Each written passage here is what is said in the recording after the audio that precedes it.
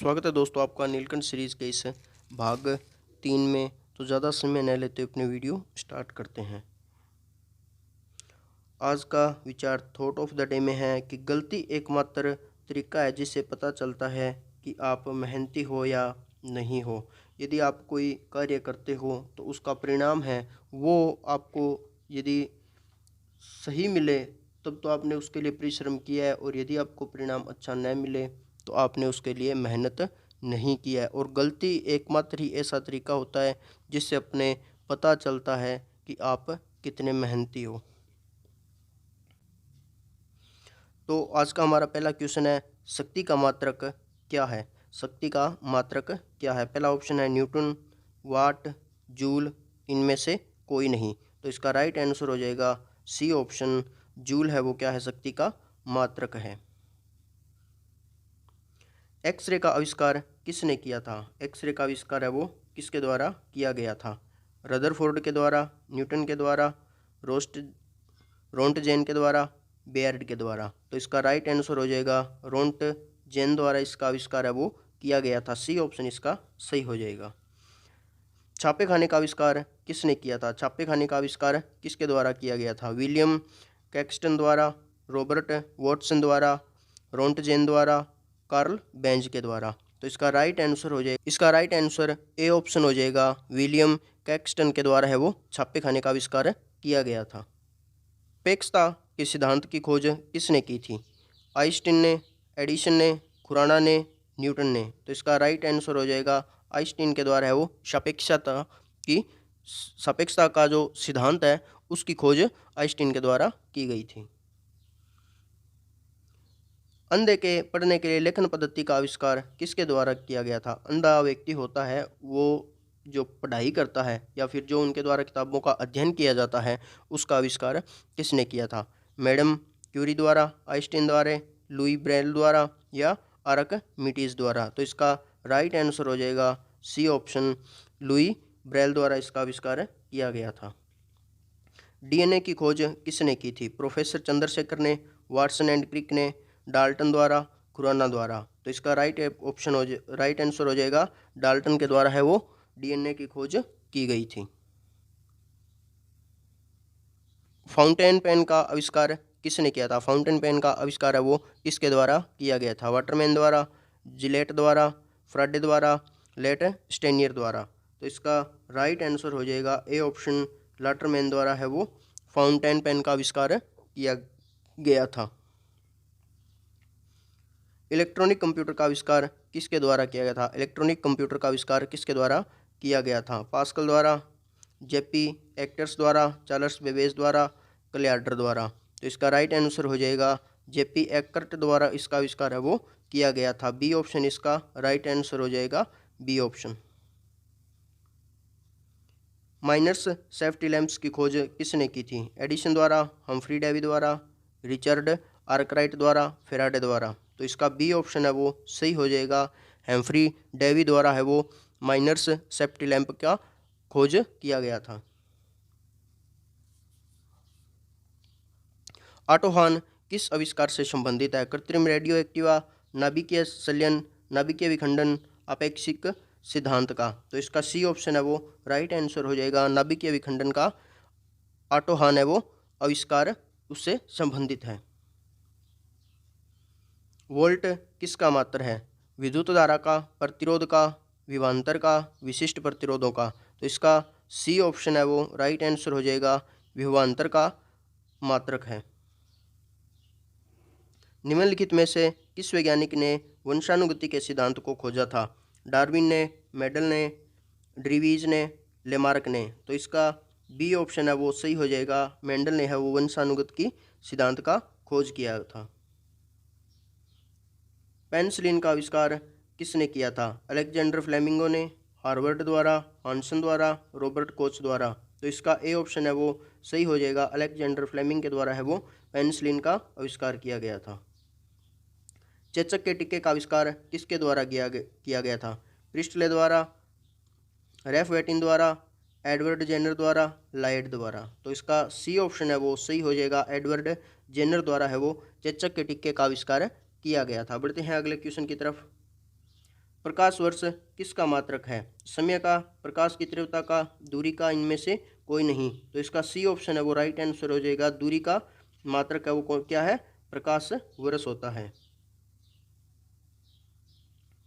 पारद तापमापी के आविष्कार कौन थे? पारद तापमापी के आविष्कारक कौन थे? Edison, Fahrenheit, Galileo, Higgs. तो इसका राइट आंसर हो जाएगा फारेनहाइट है वो पारद तापमापी के आविष्कारक थे। वह वैज्ञानिक कौन था जिसने इस तथ्य का आविष्कार किया कि ग्रह मंडल का केंद्र सूर्य है, पृथ्वी नहीं है? तो ग्रह मंडल का केंद्र सूर्य को माना गया था, न कि पृथ्वी को माना गया था। यह सिद्धांत है वो किस वैज्ञानिक के द्वारा दिया गया था? तो इसका ऑप्शन है कोपरनिकस के द्वारा, केम्पलर द्वारा, न्यूटन द्वारा, गैलीलियो द्वारा। तो इसका राइट आंसर हो जाएगा ए ऑप्शन, कोपरनिकस के द्वारा है वो यह सिद्धांत दिया गया था। ओहान के नियम में किस राशि का मात्रक लिया गया है?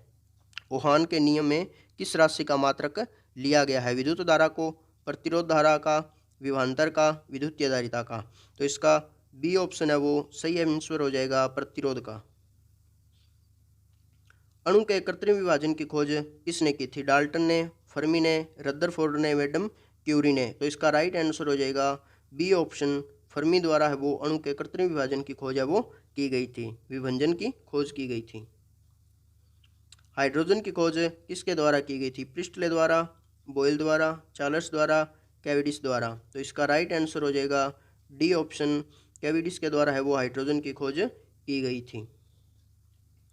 जीवों के द्विनामी पद्धति के जन्मदाता कौन थे? जीवों के द्विनाम पद्धति के जन्मदाता किसे माना जाता है? मेंडल को, लिनियस को, लेमार्क को, डार्विन को। तो इसका राइट आंसर हो जाएगा बी ऑप्शन, लिनियस है जिसने जीवों के द्विनामी पद्धति की खोज की थी या उसके जन्मदाता माना जाता है।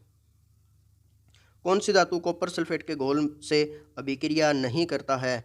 कॉपर धातु सल्फेट के घोल से अभिक्रिया नहीं करता है। Fe, Ag, Mg, Zn। तो इसका राइट आंसर हो जाएगा बी ऑप्शन। जब ब्लीचिंग पाउडर की कार्बन डाइऑक्साइड के साथ क्रिया कराते हैं तो यह गैस को अवशोषित करता है, क्लोरीन गैस निकालती है, कोई प्रतिक्रिया नहीं देती है, कैल्शियम क्लोराइड बनाता है। तो इसका बी ऑप्शन सही हो जाएगा, क्लोरीन गैस है वो निकलती है।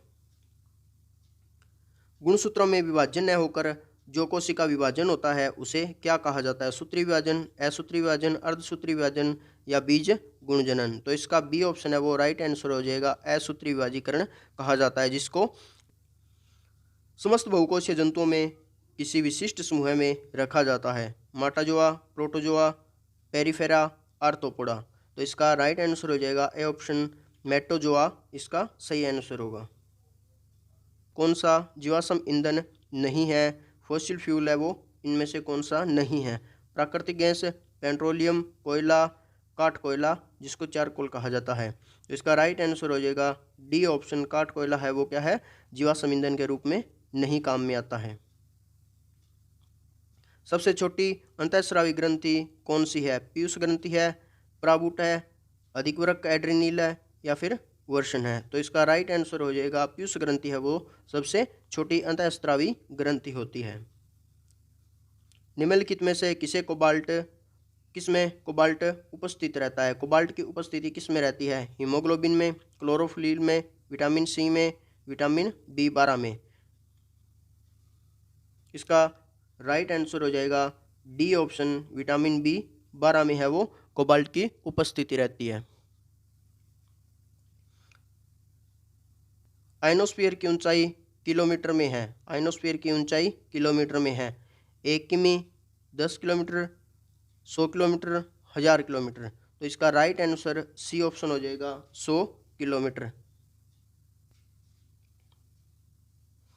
नेत्र पर प्रकाश मात्रा का नियमन करती है। नेत्र पर प्रकाश की मात्रा का नियमन करती है कॉर्निया, उपतारा, दृष्टिपटल, श्वेतपटल। तो इसका राइट आंसर हो जाएगा उपतारा, बी ऑप्शन है वो इसका राइट आंसर हो जाएगा। नेत्र पर प्रकाश की मात्रा का नियमन करती है। स्तनधारियों में निषेचन होता है गर्भाशय नलिका में, गर्भाशय में, मूत्र मार्ग में, अंडाशय में। तो इसका राइट आंसर हो जाएगा ए ऑप्शन, गर्भाशयी नलिका में या गर्भाशय में स्तनधारियों का निषेचन होता है। चमगादड़ निम्नलिखित में से किस वर्ग में रखा गया है? सरीसृप में, पक्षी में, स्तनधारी में, जल और स्थलचर में। तो इसका राइट आंसर हो जाएगा सी ऑप्शन। चमगादड़ है वो क्या होता है? एक स्तनधारी होता है। एंजाइम होते हैं सूक्ष्म जीवाणु, प्रोटीन, फफूंदी, अकार्बनिक यौगिक। तो इसका राइट ऑप्शन हो जाएगा बी ऑप्शन है वो इसका राइट आंसर होगा। एंजाइम होते हैं वो क्या होते हैं? प्रोटीन होते हैं। रिचर स्केल निम्नलिखित में से किसके मापन में प्रयुक्त होता है? रिचर स्केल का उपयोग है वो किसके लिए किया जाता है? वायु की गति, शरीर का तापमान, भूकंप की तीव्रता, सागर की गहराई के लिए। तो इसका सी ऑप्शन है वो राइट आंसर हो जाएगा। भूकंप की तीव्रता के लिए है वो रिचर स्केल का उपयोग किया जाता है। वनस्पति तेल को हाइड्रोजनीकरण में प्रयुक्त उत्प्रेरक है। वनस्पति तेल के हाइड्रोजनीकरण में प्रयुक्त उत्प्रेरक कौन है? लोहा, प्लेटिनम, तांबा, निकल। तो इसका राइट आंसर हो जाएगा डी ऑप्शन निकल है वो क्या वनस्पति तेल में हाइड्रोजनीकरण का क्या है? उत्प्रेरक होता है। वाले स्टोमेटा के खोलने का महत्वपूर्ण कारक होता है। स्टोमेटा के खोलने का महत्वपूर्ण कारक क्या होता है? द्वार कोशिकाएं, कोशिकाओं में पर्णहरिम या पर्णहरित क्लोरोफिल की मात्रा होती है, कोशिकाओं में हार्मोन की मात्रा होती है, कोशिकाओं में प्रोटीन की मात्रा होती है। तो इसका राइट ऑप्शन हो जाएगा ए ऑप्शन है वो इसका राइट आंसर होगा। द्वार कोशिकाएं हैं वो खोलने के लिए क्या होती है? महत्वपूर्ण होती है। सफेद रक्त कणिकाओं का मुख्य कार्य क्या होता है? सफेद रक्त कणिकाओं का मुख्य कार्य होता है शरीर में उत्पादित हानिकारक उत्सर्जित पदार्थों को नष्ट करना, ऊष्मा को वितरित करना, रक्त का थक्का बनाने में मदद करना, जीवाणु को नष्ट करना। तो इसका डी ऑप्शन है वो अपना राइट आंसर हो जाएगा। सफेद रक्त कणिकाओं का मुख्य कार्य क्या होता है? जीवाणुओं को नष्ट करना। पत्तियां हरी दिखाई देती है क्योंकि वे हरे प्रकाश का अवशोषण करती है, हरे प्रकाश में परिवर्तित हो जाती है, हरे प्रकाश का अवशोषण कर उसका परावर्तन भी करती है, या इनमें से कोई नहीं। तो इसका बी ऑप्शन है वो राइट आंसर हो जाएगा। हरे प्रकाश को क्या करती है? परावर्तित करती है। लंबे पौधे में जल को ऊपर खींचने में सबसे आवश्यक बल होता है। विद्युत चुंबकीय बल, जल की छलांगी बल, परासरणी बल या अंतःशोषणी बल। तो इसका बी ऑप्शन है वो राइट आंसर हो जाएगा। जल का छलांगी बल है वो इसमें ऊपर खींचने में मदद करता है, या फिर अत्यधिक आवश्यक बल की आवश्यकता होती है। निम्नलिखित में से प्रोटीनों में कौन सा ऐसा निम्नलिखित प्रोटीन में से ऐसा कौन सा है जो अधिकांश विषाणुओं के लिए प्रभावी होता है? निम्न में से कौन सा प्रोटीन है जो विषाणुओं के लिए या वायरसों के लिए प्रभावी होता है? ग्लूटामिन, इंटरफेरोन, कैसीन या इनमें से कोई नहीं। तो इसका बी ऑप्शन है वो राइट आंसर हो जाएगा। इंटरफेरोन है वो क्या होता है? अधिकांश विषाणुओं के लिए सर्वाधिक प्रभावित होता है। निम्नलिखित में से किस पौधे में लैक्टस नहीं पाया जाता है? लैक्टस किस में नहीं पाया जाता है? पपीता, बरगद, आक या मदार या नीम। तो इसका डी ऑप्शन है वो राइट आंसर हो जाएगा। नीम के अंदर है वो क्या नहीं पाया जाता है? लैक्टस नहीं पाया जाता है। हृदय की धड़कनों को अंकित करने वाले उपकरण को क्या कहा जाता है? Cardiography, cascograph, crescograph, seismograph. तो इसका ए ऑप्शन है वो सही हो जाएगा। कार्डियोग्राफ है वो हृदय की धड़कनों को अंकित करने के लिए काम में लिया जाता है। जो इस प्रकार से आप लाइन देखते हैं उनको दर्शाने के लिए किसका उपयोग किया जाता है? कार्डियोग्राफ का उपयोग किया जाता है। एक ज्योडेसीय उपग्रह अध्ययन करता है पृथ्वी की आयु, पृथ्वी के भूगर्भीय स्रोत, बादलों की गति, पृथ्वी का आकार। तो इसका राइट आंसर हो जाएगा डी ऑप्शन पृथ्वी का आकार।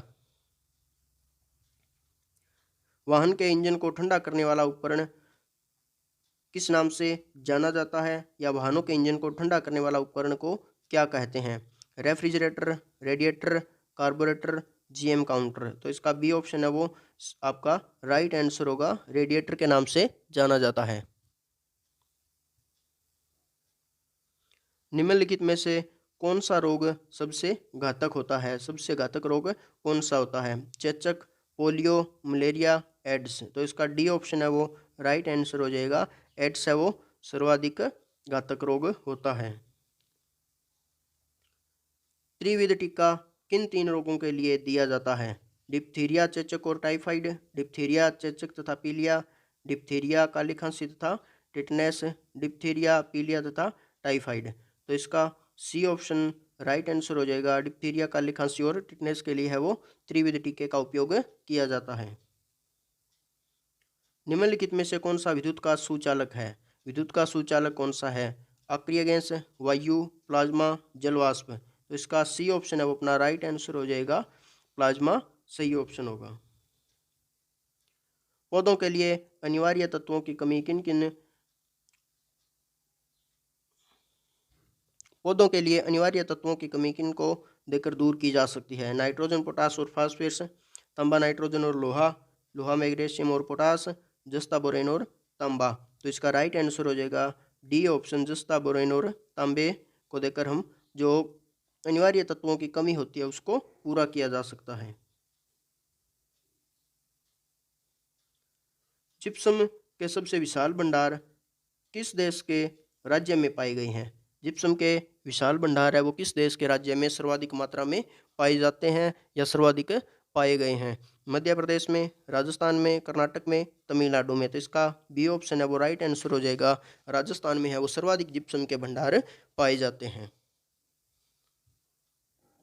जस्ता तथा पारा तत्व है, अपरूप है, विरल मृदा तत्व है, साधारण तत्व है, ट्रांजिशन तत्व है। तो इसका राइट आंसर हो जाएगा डी ऑप्शन, ट्रांजिशन तत्व है। पौधे में जल एक महत्वपूर्ण घटक है जो भाग लेता है उत्सर्जन में, ठंडा होने में, प्रकाश संश्लेषण में, श्वसन में। तो इसका सी ऑप्शन है वो राइट आंसर होगा। प्रकाश संश्लेषण में जल का उपयोग है वो पौधे के प्रकाश संश्लेषण के रूप में काम में लिया जाता है। ध्वनि तरंगों को विद्युत तरंगों में परिवर्तित करने वाले यंत्र को क्या कहा जाता है? Microtome, loudspeaker, microphone, मैग्नोमीटर। तो इसका सी ऑप्शन है वो राइट आंसर हो जाएगा, माइक्रोफोन। निम्नलिखित में से कौन सा प्रोटीन लई एंजाइम है? निम्न में से कौन सा प्रोटोन लई एंजाइम है? डाइस्टेट्स, यूरियस, टाइलिन, पेपेन। तो इसका राइट आंसर हो जाएगा डी ऑप्शन, पेपेन है वो क्या होता है? प्रोटीन लई एंजाइम होता है। बढ़ते हैं अगले क्वेश्चन की तरफ।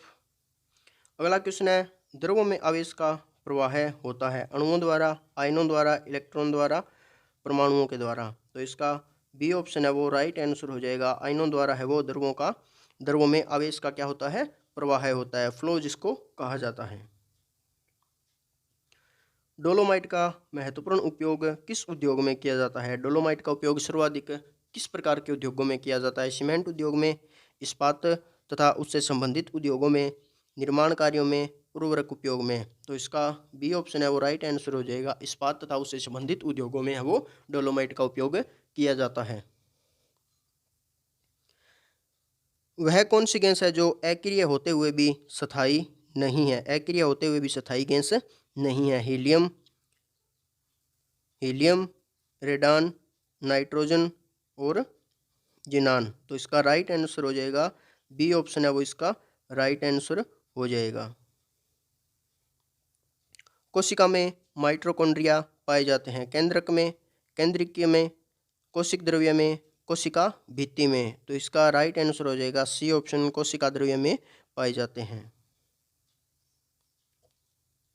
पौधे में प्रोटीन का संश्लेषण मुख्य रूप से होता है, मुख्य रूप से संश्लेषण है वो किसके अंदर होता है? जड़ों में, पत्तियों में, तनों में, विभ्य ज्योतिकी तथा संग्रहित ऊतकों में। तो इसका डी ऑप्शन है वो राइट आंसर हो जाएगा, विभ्य ज्योतिकी तथा संग्राहक ऊतकों में।